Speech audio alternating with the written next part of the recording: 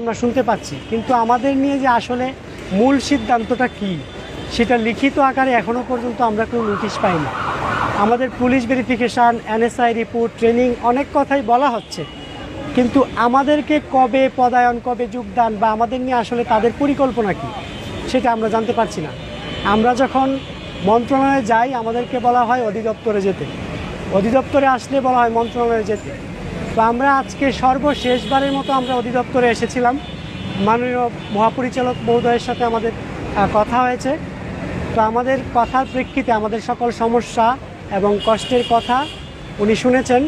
শোনার পরে উনি বলেছেন যে 29 তারিখ, আগামী 29 তারিখ বুধবার উনি মন্ত্রণালয়ে যাবেন এবং মাননীয় মন্ত্রী প্রতিমন্ত্রী মহোদয়ের সাথে এই ব্যাপারে একটা মিটিং করবেন, কথা বলবেন আমাদের নিয়ে। এবং আমরা এটা চাই না যে ওখানে কোনো ধরনের মৌখিক আশ্বাস আসুক, ওখানে